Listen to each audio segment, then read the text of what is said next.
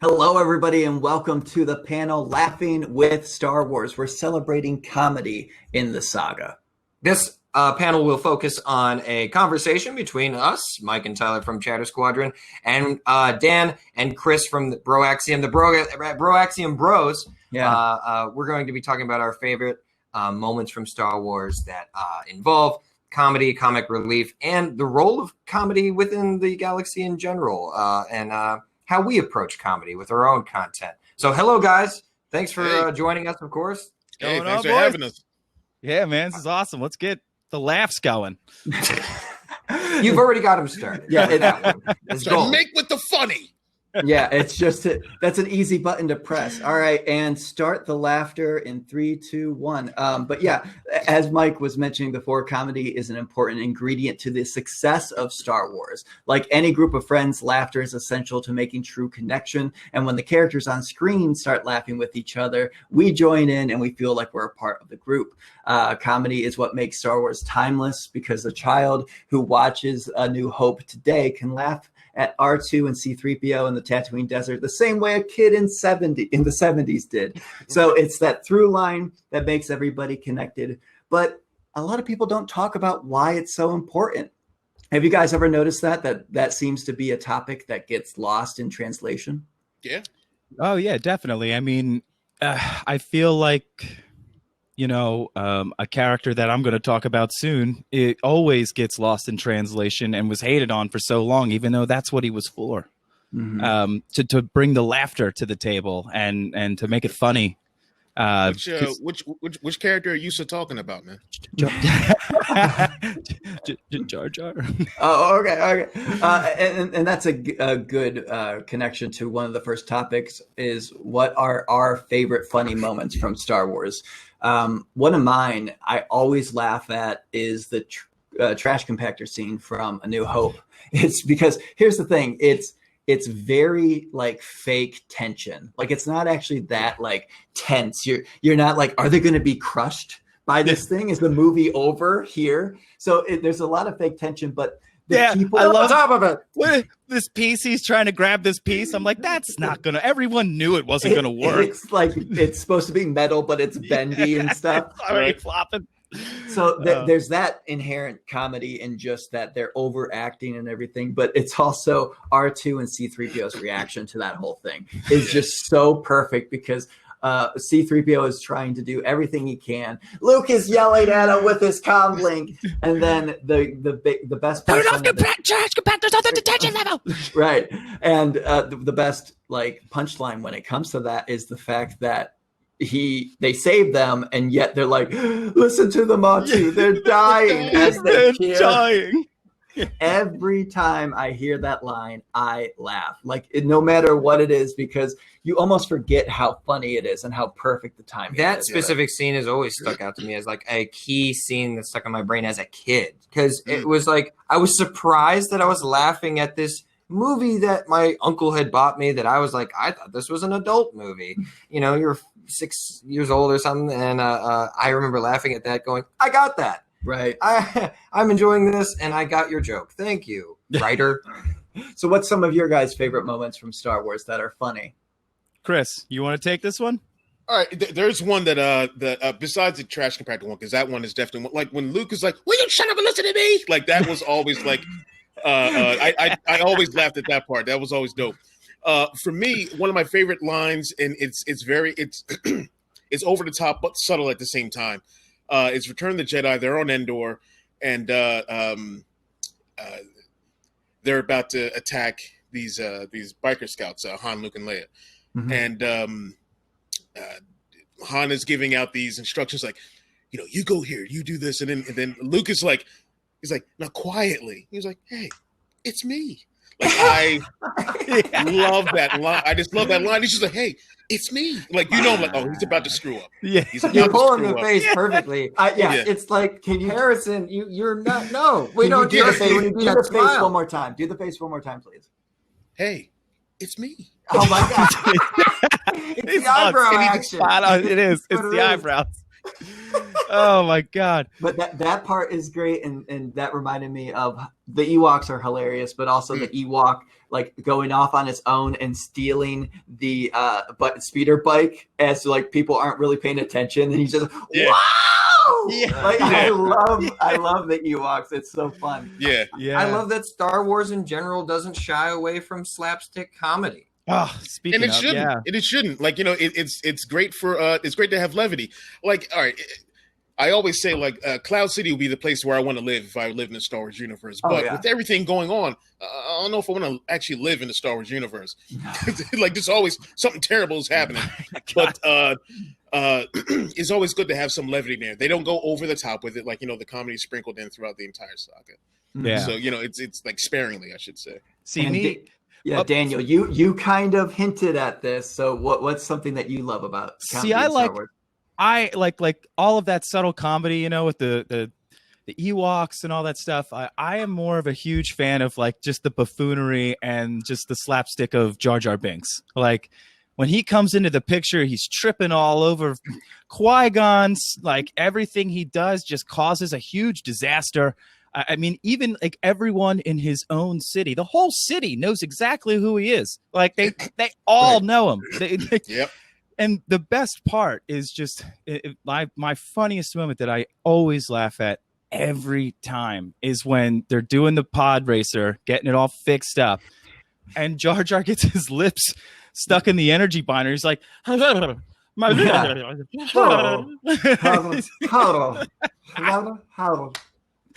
I can't help but laugh my butt off every time. You're laughing just thinking about it. Oh yeah, it's hilarious. You're like he's spot on about Jar Jar's like sound bites that he creates. I think it's just like he's just for the sound bites alone. It's like Goofy. Like everyone knows that when Goofy falls off a ledge, he just go. Yeah. So when everyone knows that when Jar Jar is in trouble, he's like, oh no! So it's just hilarious that we all know this. We get it. I mean, like even his role in the Clone Wars series when he was with Master Mace and like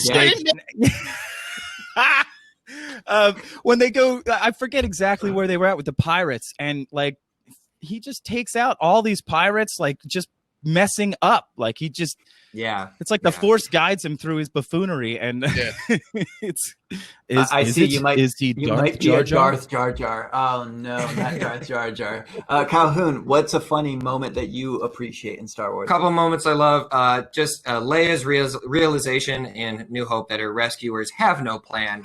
So just will someone get this walking carpet out of my way? Exactly. As she goes from measured royal princess diplomat to mission-focused agent at the snap of a botch. Somebody's got to save our skins. Yeah, exactly.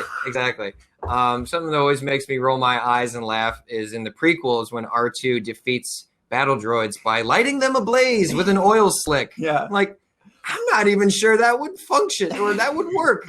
But That's you know weird. what? Like on you, that, R2. That scene, I was just like, yep.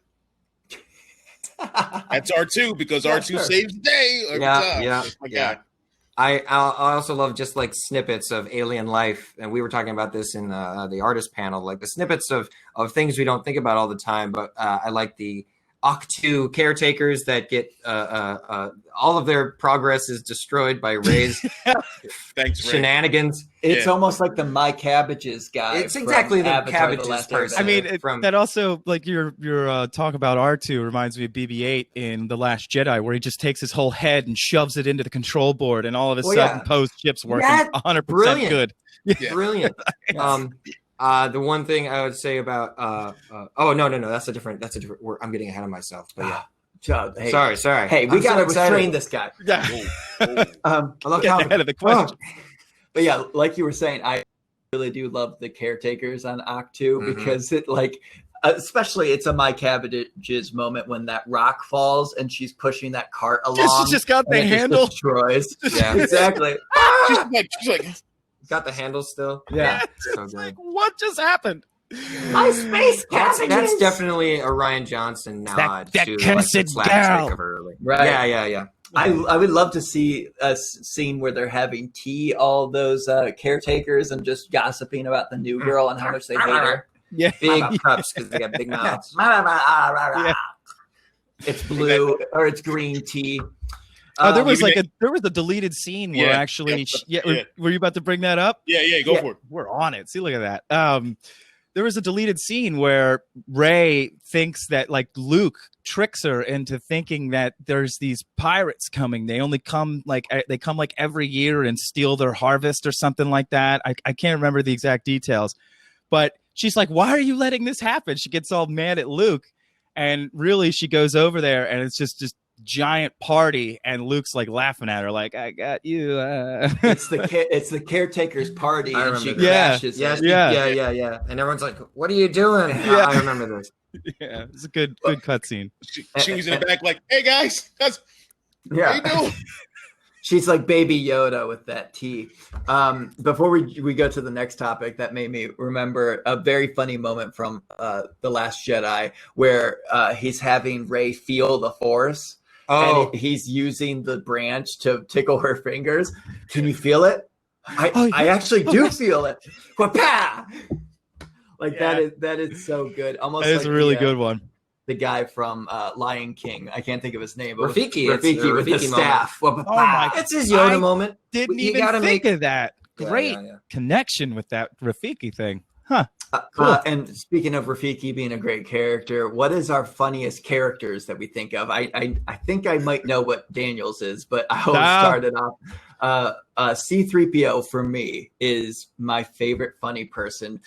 From saying Han wouldn't recognize him because of his red arm. Like, such a touching scene. You probably didn't recognize me because of my red arm. Right. Such a touching scene between Han and Leia finally looking at each other, and you get the music and everything, and then he's like, Han Solo. You probably didn't recognize me because of my red arm. Like, it's so perfect because it's so like, good. Of course, everybody. Adam in chat is saying with Babu Frick, of course. But from that to C-3PO being a golden god to the Ewoks is so funny. Because he is a straight man when it comes to comedy. He's he's how we would be if we were in the Star Wars universe. All of us like to think we'd be Siths or bounty hunters or Jedi or whatever. No. Like, what's going on? We would be C-3PO saying, you can't jump into hyperspace. What are you You'll doing? blow us up. We'll run into something. Because like Chris said earlier, it's scary out there in the Star Wars universe. That's how we would be. We would be like, oh my gosh, what is that thing?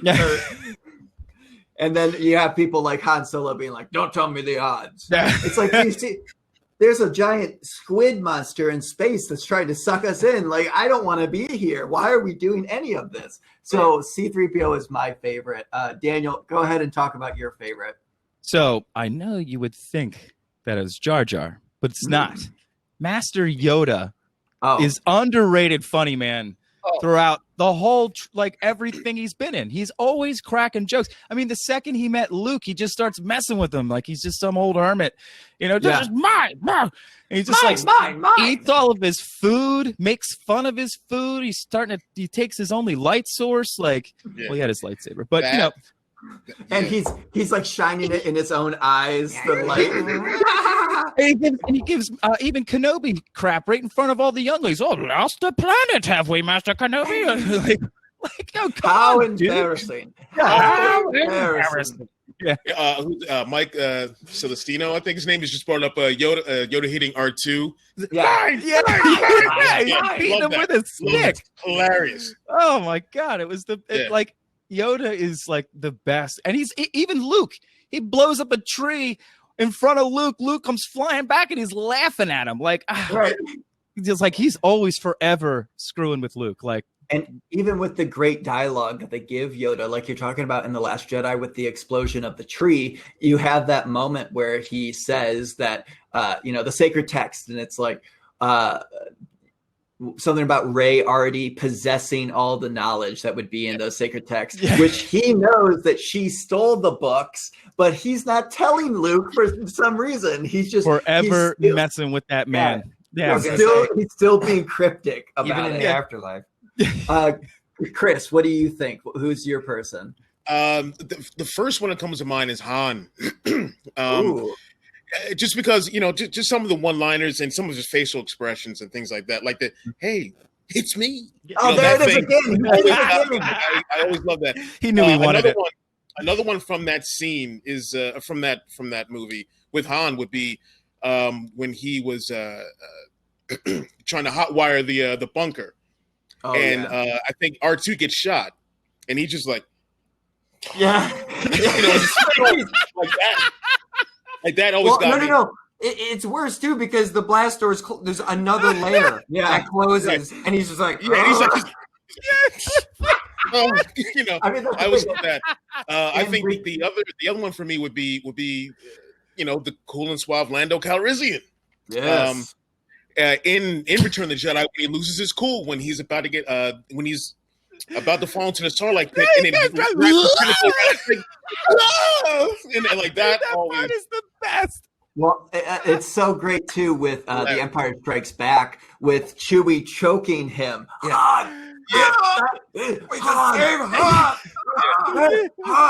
Like that is so funny. Chewie, put him down. I can't understand him. Right. Just her again. She's back.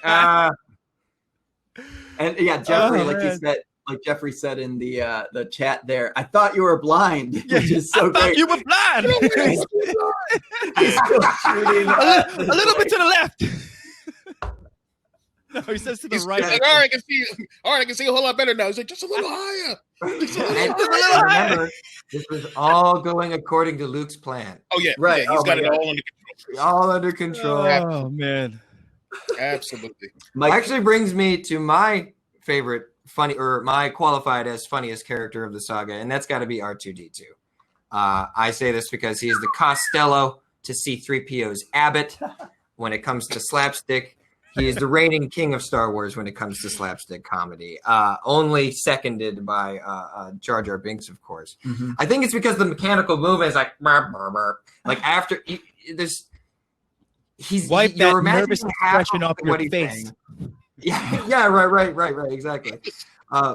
She says that to C-3PO, doesn't she? Either way, yeah. His mechanical movements may add to it because you think he's got these like clever one-liners to say to people. And sometimes he does because they'll say, I can see you're serving drinks. I want to know what you're doing here. Exactly. He's just like, well, I'm not going to tell you, but I'm going to shoot his lightsaber off into the sky. It's super fun. But I can't let you know because you'll blab it off to you'll ruin the whole thing. Think about how brilliant of comedy that is, that you don't even know what the character is saying because it's not really saying anything. However, it's his friend who is in peril. This droid is asking him what he's doing here, and he's going to reply with a snidey response of being like, I'm serving drinks. What else am I doing? I've always imagined that R2 just has like this friendly contempt for C-3PO. Like, you're always like 3 steps behind 3PO. I'm serving drinks. We have a plan. Get with the program. And so I love, R2 is and great. we talked about recently on our podcast that he's the rolling MacGuffin, because if something needs to, same with BB-8, but if something needs to happen, R2 probably has it in a Swiss Army. Yes, exactly. Him and BB-8 are both like a Swiss Army knife, just like always got a lighter now. I think. Okay, so what is the funniest thing about Star Wars is the next topic, and what I mean by that is just inherently silly things about it. We got examples in universe. Every planet seems to have the same gravity. Out of universe, Sifo DS originally was supposed to be Sido DS as Sidious in disguise. But okay, so I want to hear from you guys first, Chris and Daniel. What are some inherently funny things about Star Wars?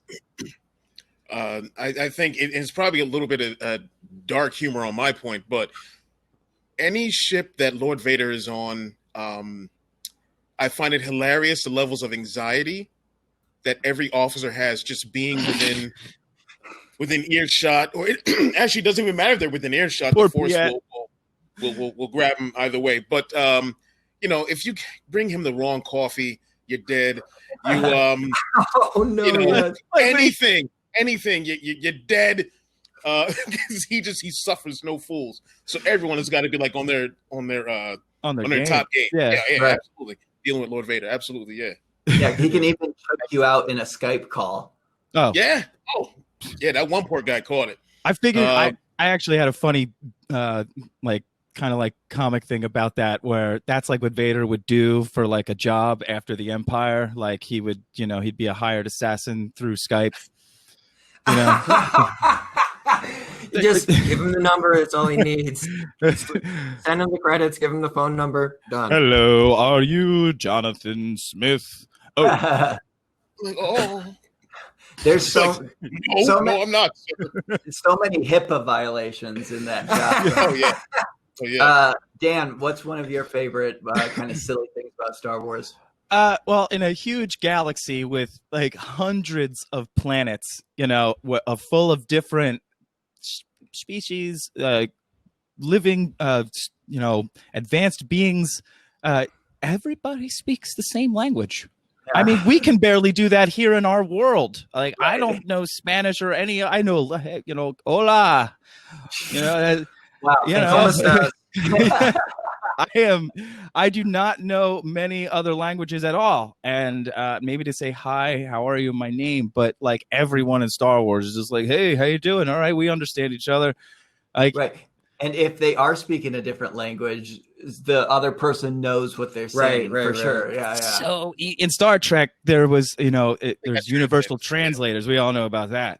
But this is everyone speaks basic. Everyone in Star Wars. Or you go to what's that Guide to the Galaxy? Hitchhiker's Guide to the Galaxy, where you put a worm in your ear and you can understand every single. Yeah. Oh God, I love that movie. Most Deaths is the best. Is it a fish? Yeah. It's like a little slug fish. Oh, that's gross. Right? Yeah, the earwig. But yeah, I'll quickly say what mine is. I know you guys have a panel that you're about to hop off to. What's the name of that panel so people know what is to come? It's a comics in continuity panel. We're just talking about the importance of comic books within the Star Wars saga. Mm-hmm. Great. And just how they are a fantastic connective tissue to the entire universe. Okay, and that's coming up in a second. My kind of funny thing is in universe, their conference calls are instantaneous. Like you could have 5 people in different sides of the galaxy talking to each other with holograms, and yet they are somehow perfectly synced up. And there's little to no poor call quality. But if you have bad call quality, that can only mean one thing. Invasion. Exactly. And their comm systems are so good in Star Wars that's what it means. Like you have a little bit of glitchiness and they're like, oh no, we look up in the sky, we have a blockade for sure. Yeah. I just find that funny, especially when it comes to like all the holograms in the council meetings and stuff of people just like in the middle of battle, but they're just there talking back and forth pretty quickly. The sitting is always what got me. Like the Jedi Masters are sitting. Are they sitting where they are too? Yeah. And in the same chair. Could you imagine holding a little mini Lord Vader and getting choked out by a tiny hologram of Lord Vader? Just like, yes, Lord Vader. That one Imperial officer knows. What's something funny for you, Mike? I gotta say, this has struck me even as a kid, but I was like, if they're blocking blaster bolts and we can see them coming at them, they kind of have to be moving a little slowly, right? Yeah, those lasers in the galaxy far, far away are pretty slow. And long, too, really. So it's and rarely, it's almost like a super weapon when they have a rapidly firing laser. And I'm thinking, shouldn't all your weapons just do that? So I always laughed at like, if he's shooting at me, I'm just going to duck. But out of universe, things that make me laugh is when I watch the prequels, I almost feel like Anakin, this time you can do it. This time, if you just listen a little bit more closely, it's going to change things. And you know what? Maybe this time Qui-Gon won't die and he'll be raised by Qui-Gon. Maybe. But I always ending the same. I'm so disappointed. Why don't they listen to me? Anakin is kind of the epitome of insanity. He does the same thing over and over again. He is the Sisyphusian character, expecting different results. Uh-huh. But guys, shout out your show, just your standard Broaxium show, and then shout out the panel you're about to jump to. Go for it, Dan. Yeah, so we are at Broaxium on Twitter, Broaxium everywhere. Just search us on YouTube, Facebook, Instagram, and Twitter. I messed it up, Chris. You were shooting at me. Yeah. So we're on Twitter, Facebook, Instagram, and YouTube. Yeah. Yep. I've messed it all up, man, but it doesn't matter. That's where you can find us everywhere, Broaxium. And the next panel we're going to be in about now is the comic book continuity and how it ties the whole universe together, as Chris said. Absolutely. Okay, well, good luck with that, you guys, and bring some of that comedy from this panel over to them. Thank you guys for having us on, man. It's awesome. Us, guys. Thanks for talking to us, guys. All right, see you guys. Bye. See ya. So we do have a couple more things that we would like to talk about, the importance of comedy in Star Wars. One of the things is, how do we generate funny Star Wars content? Now, as Broaxium kind of highlighted, they make weekly videos that are pretty funny. They bring that laughter. We have a Star Wars comedy podcast. We try and do improv while we talk about character work, stuff that'll make people feel like I'm not just talking to two guys sharing their opinions all the time. We like to. Who doesn't want to be in the universe? Who doesn't want to be in a character themselves? So we try to play on that. And we've had interviews with Force ghosts. We've had people go to the Sarlacc pit to try and find Boba Fett. So we do track a lot of down things like that, Boba, as well as we do special funny videos. Like we just released a main course or uses Force from the Celebration 2019. Yeah, 2019. Year. It was Chicago, Celebration Chicago, and we did a little game show with people on the show floor. Hopefully some of the viewers that have joined us here have made it to one or two of the celebrations in the past. But at 2019, we took to the floor and we asked folks if a series of, we gave them a series of names, and we asked them if this is a main course, a food from around the world, or is this a Jedi? Does this use the Force? Main course or uses Force? That video is out now. Yeah. And that's the thing, generating funny content, because of course people's reactions to trying to figure out what the answer is, and just the kind of funny names that we use. And Calhoun is very funny in the video. But in that whole stream of doing that video, at no point do we get toxic. At no point do we make someone the butt of a joke or whatever it is that this is a stupid name. Like, we don't say anything like that. And that's kind of what we talk about, is generating comedy with Star Wars, with the universe. It is so doable. And sometimes we see a lot of people go to the bashing side of things. Now, that's not saying that we are always positive. We love everything. We're going to always try and say, oh, this is the best. No, that's not it. It's just, why harbor on the things that we don't like when we can talk about the things that we do like? Sure. I mean, it's not really fun to just be negative all the time and wedge ourselves in between the parts of something we like. Why don't we embrace the parts we do like? And we can still make jokes. Yeah. Don't be afraid to do that. And for me, growing up, Star Wars was a constant in my life. Like, I grew up, we already had Star Wars. Star Wars was already playing. Don't drive a wedge in, Tilly. Sorry, keep going. I love this chat. I love everyone in this chat. Jeffrey said, don't drive a wedge in Tilly's. I was about to say that, so I'm happy we got this together. Christy, I'm happy that you are here. Growing up, Star Wars was just always around. So pulling from the galaxy far, far away kind of comes naturally. And I know way too much about Star Wars for anyone's own good. But I took the direction early on when we were doing these things to make fun and positive Star Wars content.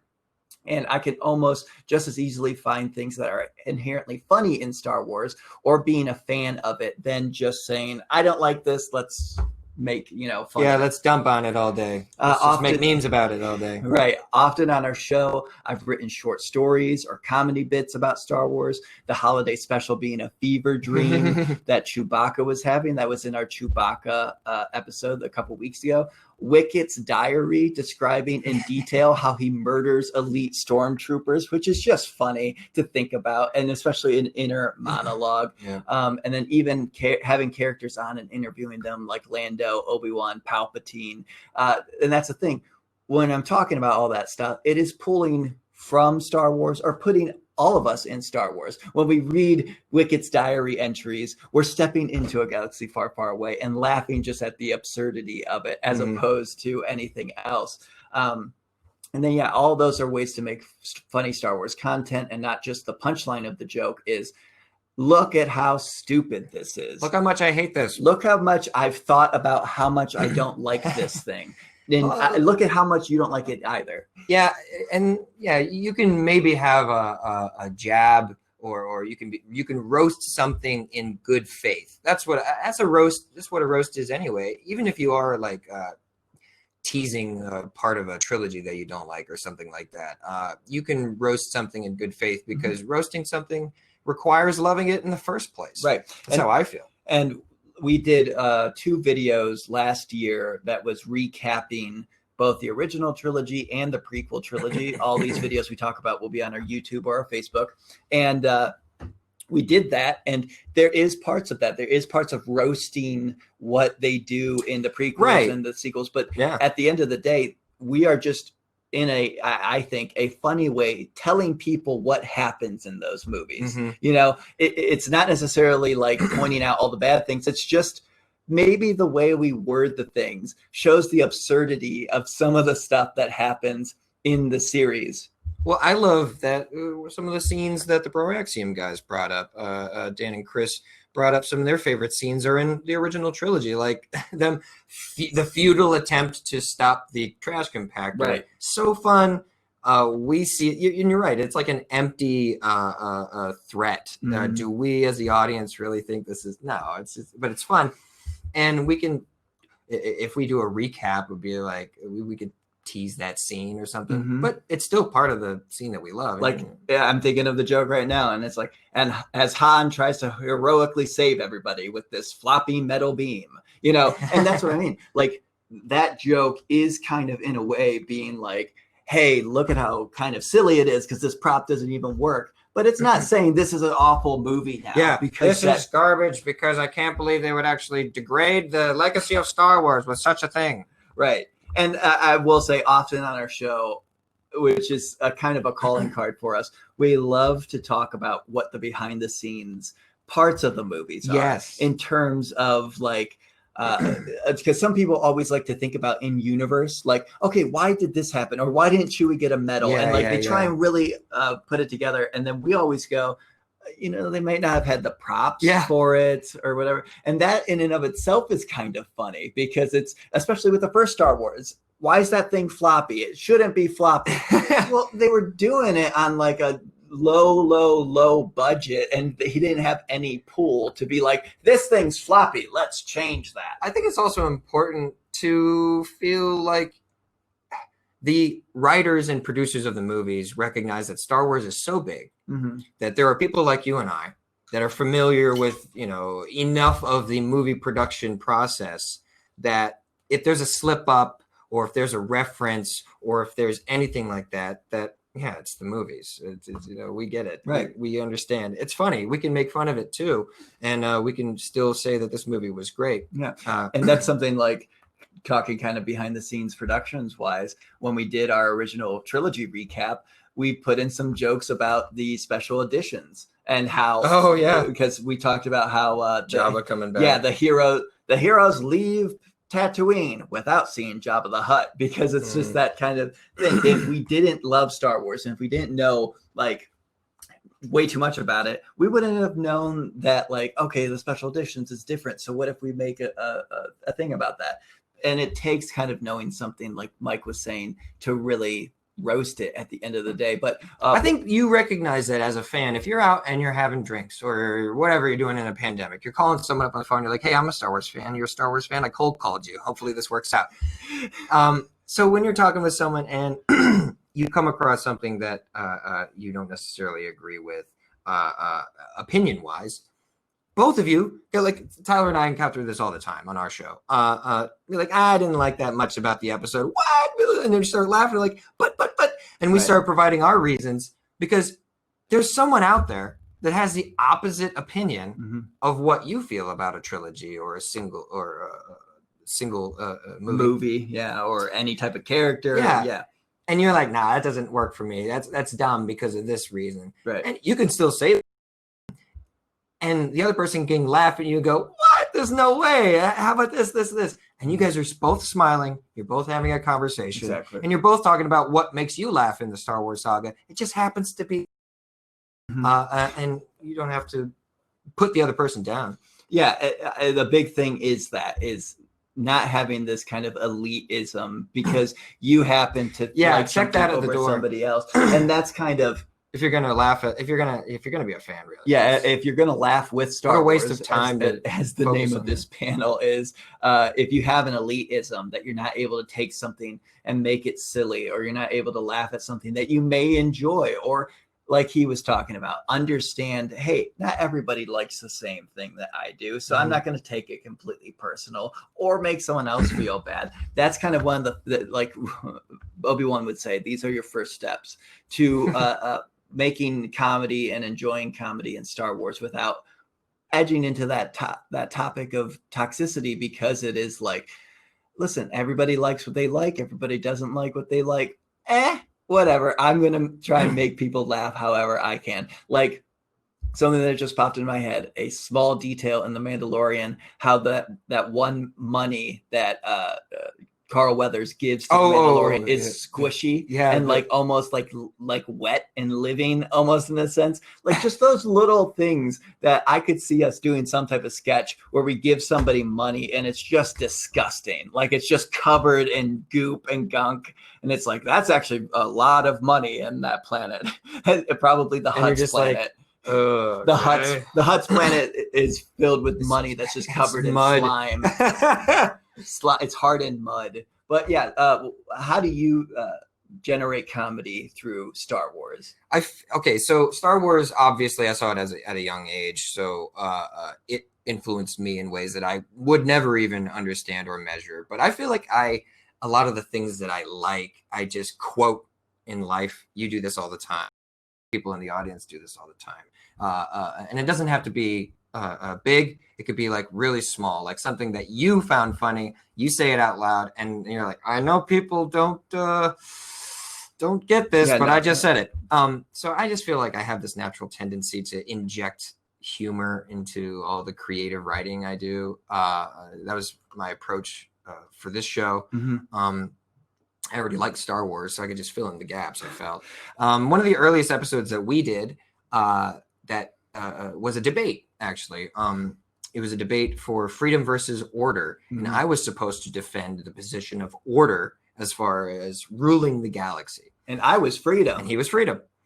Now, you kind of think maybe that would be boring, or in order to defend order as a way of governance, you're going to be a real square, or you could drone on maybe.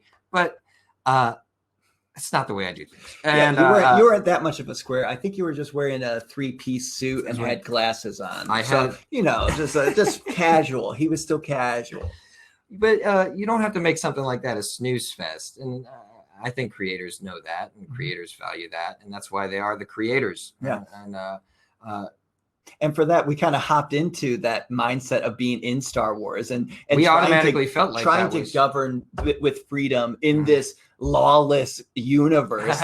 like how can I defend freedom completely when you got Hutts and Pikes? I was going to say, how free do those slaves feel? Exactly, and it's like neither one is really true, but that's inherently kind of funny to take a hard line. And then when we can, and bring it back to comedy. There's no way you, as representing freedom in this debate, this silly debate, was ever going to make a point that made sense to like govern the whole galaxy. And there was no way I was going to make a point. So it's like, we're all tongue in cheek at the end of the day. And sometimes it's how it is with Star Wars and fandom. We know that there's mistakes in the sequel trilogy. We know that the prequel trilogy is a little bit silly at times, but it's all tongue in cheek, love and humor. Right. I want to state that it's important to conclude as a fan and a creator that even with things that we love like Star Wars, it's not healthy to carve out sections of it and declare it a sacred cow. Oh, yeah.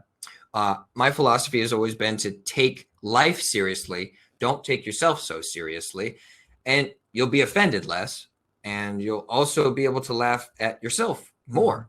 For example, if you love the sequel trilogy, I keep saying trilogies, but hopefully this is translates to everyone's debates. A lot of people are in the one camp or the other. The Star Wars, what you're talking about. So the sequel trilogy, I say you love it, but you don't care for the prequel trilogy, and you jab and roast the material, framing your opinion in a humorous way.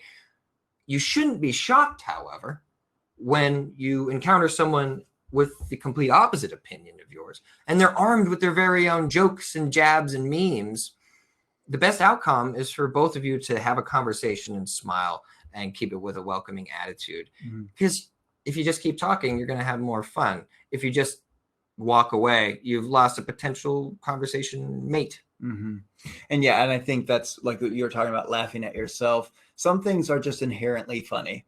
Some things, I think when we've talked about doing this panel, you mentioned about someone falling over is just funny. Oh my gosh, was that was recent? Yeah. Just like it's inevitably funny objectively, and even if it could be tragic, which is And I said the only difference is when you arrived on the scene. Exactly.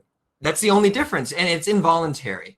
If you were to witness someone fall backwards on a ledge and like hit their spine, like you'd be like, oh my gosh, but then you would immediately rush to help them. If you just saw someone falling or on the ground after a fall, your reaction is, oh my gosh, how can I help you? It's involuntary, but you shouldn't dismiss that feeling of, that was a funny fall, because it's just how things happen. It's kind of the vicinity you are to the person who has fallen. If you're like on a balcony on vacation or something, and you're looking out on the beach, and it's like, oh, look at that, and you just see someone face plant in the sand, you have no ability to go over to help them. So you can see that and laugh. If you're right next to them, and no one's going to blame you for that. Right. So that's the thing. Some things are just inherently funny, and hopefully if someone falls, they're laughing at themselves. And when it comes to laughing at yourself, like we did a video called Nerd Social Distancing. It had to do with a lightsaber, or we called a lifesaver, just so we didn't get copyright. But when it comes to that video we did, basically the premise is a way to get social distancing to its highest degree is to be a nerd, because people will stay away from you. So we are gigantic. It's true. We're gigantic nerds. This is all of our stuff here. I mean, we're wearing our shirts. I have a Magic the Gathering play mat here. So we have so much nerd qualities inside of us. So at the end of the day, when you kind of make a video like that, you're laughing at yourself. You're saying, okay, this is me. This is me. I've had those instances where someone asked me about Star Wars and I ramble on about it until their eyes just kind of wander away. And I'm like, oh, I've been talking about like the Mon Calamari for like 5 minutes. I probably shouldn't have gone that deep. But when it comes to this nerd video, we were putting everything together. I was getting dressed up as this nerd character slowly, because we did like progression of multiple layers of protection, which was a fanny pack, this orange jacket, and my Baby Yoda hat. So we had all these things. It was a beautiful ensemble. And I puffed out my beard. I put a bunch of stuff in my teeth. My hair was all You greased up your hair. Greasy. And here's the thing. What was great about that, because you could think about seeing me do that and say, oh, you're just making fun of people that look like that, or making fun of people that, you know, who go out in public and that's how they want to dress. They want to be very nerdy and everything.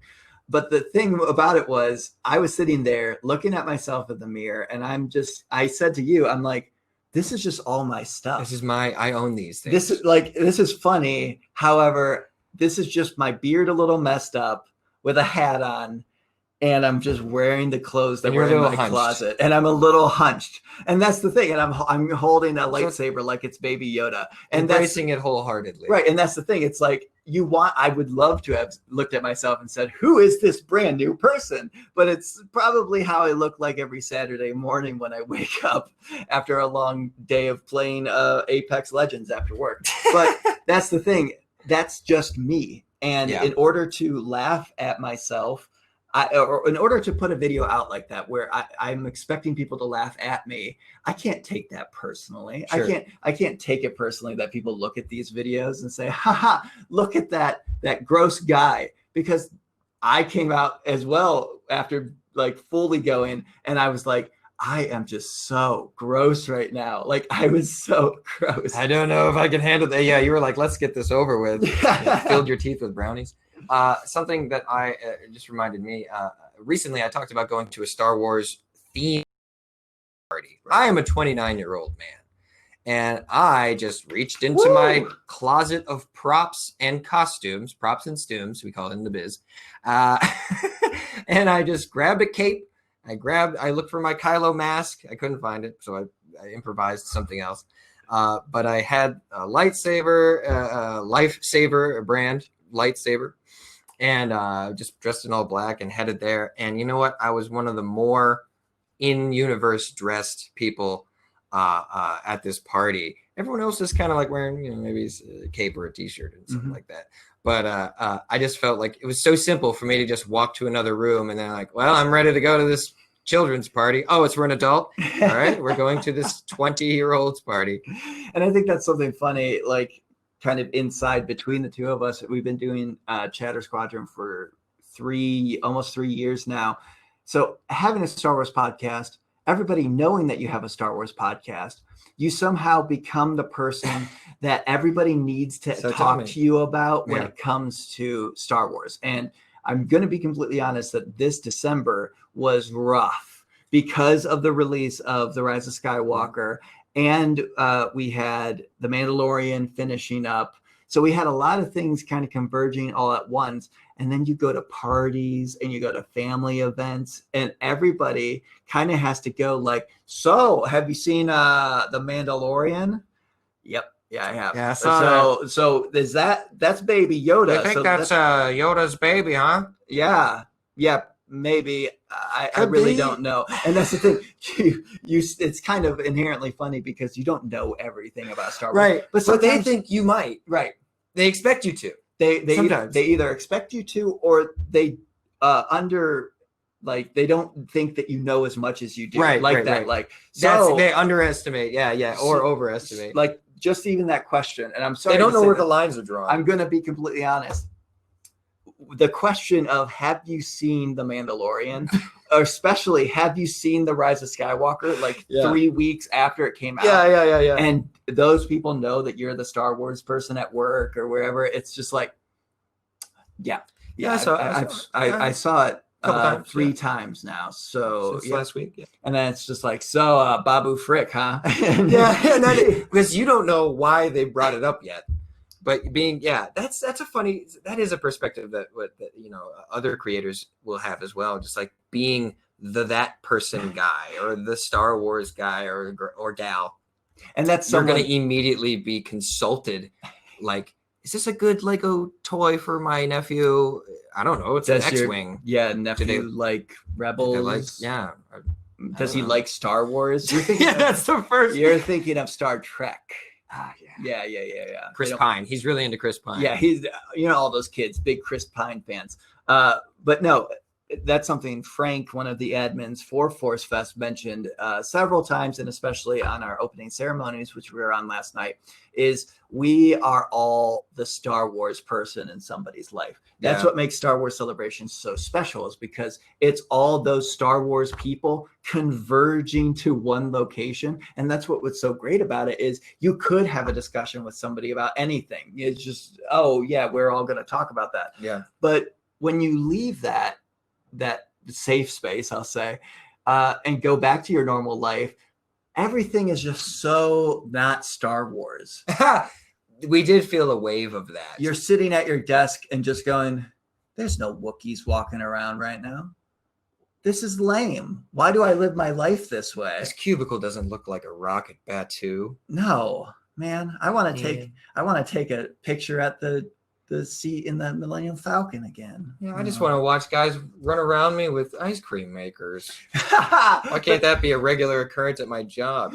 And now at my home, maybe I'll just stream it. It's not the same, guys. It's not the same, you know it. Just watching Calhoun at his desk watching the run of the Will something Oh, chat help us out. They'll with help us out, I'm sure. and just having him crying to himself at his desk. Christy just wants to be in the gunner seat. Look, I'll settle for the back seat. I'll just run the radar. Right. Just put me in one of the bunks with a broken leg. I don't care. Hide me in this floor drawers. panel. Oh, the floor panel. The hidden floor panel. I immediately thought of the drawers. Yeah, put me in a drawer. But yeah, when it comes to being that Star Wars person, and I'm guessing that's what happened when it came to you going to that Star Wars party. It was immediately broadcast like, you've got the Star Wars podcast, don't you? And then it's just like, we were all watching Rogue One, and there was another big Star Wars nerd there that was just like, did you know that this guy in this? And I was just like, I absolutely knew. Yeah. But I'm glad you brought it up. And the problem with it is it happens so often that you feel bad a little bit because they want to flex some type of muscle, or they want to see it on your face that you right. You know? They want some type of knowledge to be thrown your way that you're going to go, oh yeah, or they say something you go, oh, this person does know a lot about Star Wars. Look at this person. But the problem is how often that happens. You just kind of go, yeah. But I don't know if you have any funny like Star Wars stories when it comes to being the Star Wars person in your life. I've gotten gifts, hugs, people come up to my desk. Oh, if you just reach down there, I've got a gift from my mother that I got for my birthday as a 29-year-old man, and it is Star Wars themed, and that is the only reason that perhaps it's not within grabbing range. Gosh, it's been disappeared. But no, I've gotten all those things on Star Wars Day, like when it's May 4th. Wow, that's extra special. And of course you get like Google will be Star Wars themed and all that type of stuff, but it's interesting that people make that connection and go, Tyler likes Star Wars, I'm gonna go tell him happy May 4th. Like, it is a special thing, and it is a interesting thing, and that's what happens when you wear your nerd on your sleeve. You're not afraid to be who you are, so that all of a sudden you open yourself up to people either laughing at you because of why do you like this stuff so much, or actually caring for you because, like, Star Wars, I'm going to give them this little Kylo Ren car. And I have a bunch of stuff at my desk at my work of just little Star Wars trinkets that people have given me. And then it's engulfing you, and you're the extra Star Wars guy then. Yeah. I like and I'm sure other streamers will relate to this. Like, as a kid, you're wearing all of your gear at once. Oh yeah. And as you get older, we have to like make certain selections, or like a pin, or I love the pin collectors. They crazy pins all over the place. So they make so many unique pins. But what I like about modern day and getting as an adult Star Wars fandom is you have to keep things subtle sometimes, but then it's extra special when someone notices it. Like, is that Han's dice hanging in your rearview mirror? Like, yeah, heck yeah, it is. Something like this is very it's the perfect example. You're like the Solos, and that's Harrison. Oh, that's the Solo family from Star Wars. It's like, and that's something that I like a lot when it comes to just subtle nerddom. I wore my denim jacket at the opening ceremonies today, which has a First Order stitch on the patch, and it actually is squad leader in that. But that's the thing; it's just an Arabesh, it's this black and gray thing. But wearing that on your sleeve and not being afraid to say, like, I meet new people all the time, and I let them know I am just a nerd. I'm a nerd forever. If someone came over, what is that? Is that from Star Wars, you nerd? Like, we have, and hopefully a lot of people have the confidence that, like, who cares? First, I would ask that person, what's it like being a professional high school bully for the rest of your life? Does it pay well? Also, yes, this is from Star Wars. Does it pay well? Because I would like to apply. I'm happy you were able to see that through your furrowed brow of anger at people just being who they are. Bringing this back to comedy, things like what we're wearing. I'm wearing like this you're wearing a obvious what would this be? A pastiche of what the Solo family really was. Don't adjust your screens. That is pixelated, so it's okay. The universe is too big. Star Wars universe. Well, the universe is also too big, but we can talk about that later. The Star Wars universe is too big for us to be like taking it so seriously all the time. it was always supposed to have comedy in it. It was always supposed to be humorous because there's no gravity applied to anything. There's no, everything looks silly. The things are colored blue and red and green according. And that's even something too. You're saying there's no gravity to it, as I mentioned earlier. How just apparently every planet is pretty much the same gravity, same plant, same size. Air is pretty well like same species of trees are kind of generally found. I mean, we see a lot, and this is the problem. We see a lot of that stuff in the Clone Wars and Rebels and those types of shows. We see a lot more of the universe. But when you're talking about just the movies, the stuff that people have seen a lot of with the major films, it's just kind of funny. People just show up like Dan was talking about earlier. It's like, yeah, we all just understand each other. Yeah. Or you show up to a planet. Oh, this feels pretty much exactly right. Like we're on Geonosis, which shouldn't feel like breathable air, but everyone's just, all right, we're good. Right, it's just a dust bowl planet and everything's good. Yeah, it's okay. I was able to locate the place where they're making all the droids, right? But somehow I'm able to breathe air.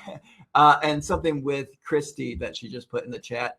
George literally told Carrie that there's no underwear in space. It's hilarious and ridiculous. Here's something about that. There's no underwear in space, right, so that's why. Carrie, I'm going to need you to not wear any underwear. Like, I know that's kind of funny, but that kind of borders on the, like, I don't know if we should bring that up. But we know because it's George that it probably came out and he's just like, oh, maybe I shouldn't have said that. That was, oops. I wish we knew George's inner monologue because of the stuff that he says and the reactions he gets from people. Dude, he would make so much money doing like a Kevin Smith-esque talking tour. But what would he talk about? What do you guys want to know? Yeah. He would just take audience questions. I mean, if I interviewed him, I'd be like, George, why are you the way you are? And also, I'd ask him what percentage of him is made of denim. And what other percentage? What's the Venn diagram of denim and plaid? Where's the sneakers sneak in? Where do the sneakers start? But the biggest thing I'd ask him is, why do I look so much like a younger version of you? I'd be like, George. He'd be like, I don't know, but you're real George, handsome. I'm thinking of cruising through town. Just go cruising if you want to come along down Main Street. And maybe we can talk about laser swords. But that's the thing. I think when it comes down to, we're wrapping up a little bit here. Just Star Wars is funny. It is. Every movie is funny. It's funny. One way or another. The Clone Wars is funny. The Clone Wars is funny. And Rebels is funny. Whether that comedy comes from being on purpose or just because it's a silly concept sometimes. Or because you love it so much. Right. That you gotta tease about it. It's just funny. And why I wanted to do this panel, a big reason why is just that you have those conversations of what's the best Star Wars. You have the conversations of what's the best fights and who's your favorite character. But we don't often ask those questions of what's your favorite funny moment in Star Wars. I think that is extremely important because, like we mentioned at the start of the show, it's that through line. You can laugh at Star Wars the same way other people have laughed at Star Wars. But in the chat here on Get Vocal, I see a lot of people commenting already. Tell us your favorite funny moments, and we'll read them in a second. But I don't know. Do you feel like there's not enough of a spotlight on comedy in Star Wars? At the same time, I want to say that if someone told me, oh, what's your favorite comic relief moment in Star Wars, I would ask them, is that really a question? There's never really any relief that we need. I mean, there are some tragic moments, of course. It's good storytelling, and there is tragedy in it. But almost any moment in a Star Wars movie, you could put a well-written joke into. I think that shows the strength of the movies. In fact, we're getting a couple in here. Yeah, we got Jeffrey. He says, get in there, you big furry oaf. I don't care what you smell, Han in A New Hope. That's is so great. Good. Get in there! Get in there, you big furry oaf. I don't care what you smell. Yeah, that's because it's so good. It's great setup for what's going to happen because he smells probably a lot of bad stuff, but maybe the Dianoga. Maybe he knows that there's a creature in there. Well, he's also dog-like, so he has probably heightened senses. Oh my gosh! So imagine falling into a trash compactor full of just stormtrooper waste. Oh Oh my goodness. Just plastoid, melted plastoid. Gross. Awful. Oh, another great Han Solo line. And that goes back to what Chris was saying. Han is just so not subtly funny, objectively and openly funny. Because with Kevin saying Han Solo in The Force Awakens, oh, you're cold? Because and it's the another big furry great guy. It's another great example of a non-speaking Star Wars character having a funny line. You get what I mean? Yeah. But yeah, there's so many great funny moments. I forgot. Yeah, Jeffrey mentioned, like, because I said I loved earlier the Princess Leia's line. Someone get this walking carpet out of my way. Immediately followed up is Han going, no reward is worth this. Yes. They are on the Empire's death machine. I know. That a movie ago was it was Osama bin Laden and Saddam Hussein wrapped up in a cradle. They gotta get these plans to blow it up, right? And then they're on it. They don't even know what it is, and they're just like, no reward is worth this. And Leia's I can't believe I'm doing this. You came in that thing? Yeah, You're braver than I thought. It's so good. It is very, very good. Let's see a couple more. Christy, my favorite funny moment is probably from Clone Wars when Obi-Wan tells Anakin to tell Padme he says hi. Yeah, and the oh yeah, just that knowing. Yeah. That's funny, but it is also a wait. So he knew? That was an interesting thing they tried to put in there. Let's see. I just want to see a couple. Yeah, I like from a user. They said Han is funny.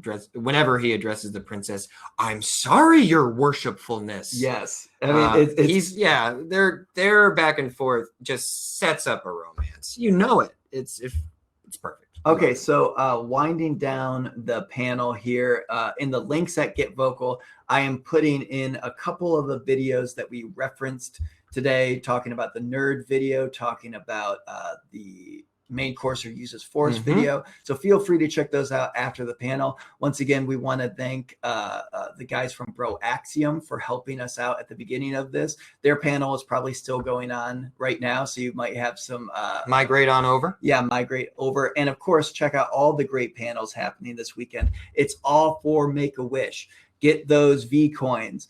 Donate to Make-A-Wish. We're trying to donate $3,000 to help make wishes possible. So a link in the Get Vocal chat as well is the Make-A-Wish link. Do everything you can to help that out. Please. Tomorrow I am doing the mental health in Star Wars panel. So we had some laughs today. Let's get a little bit more serious tomorrow with Rick Villanueva from Dram Transmissions. And we have Maria from Sisters with Sabers. So feel free to check that one out. But thank you, Calhoun. I'm thanking you. Oh, thank you. Thank you. Oh, thank you so much. But no, thank you for having this conversation because, like I said, we don't hear about the comedy and why it's important. So I thought it would be fun to do this. And guess what? It was fun. I hope everyone else had fun because we sure had fun. And maybe this will set up something for the future, being able to collaborate with the Broaxium boys in the future. Oh, yeah. And Star Wars Celebration Story. I saw Chris. We were passing ways after we were about to have our podcast with the people from Tatooine Sons. Oh, wow. And we were about to do that. And I had to go and I had to give someone something before we could start. And I passed Chris in a walkway and I didn't even say anything to him. I just went up and hugged him. And then he was like, hey, I was like, oh, Tyler from Chatter Squadron. So that's great. Here is a virtual hug to the Broaxium boys. Let's do something again in the future. And everybody watching, check us out every single Tuesday on any podcast hosting site that you use. Chatter Squadron every Tuesday. We have a celebration kind of specific one coming out this next Tuesday. I can say Tuesday as many times as I want. Tuesday. But thank you guys so much. And we will see you soon. And let the Forcefest be with you always.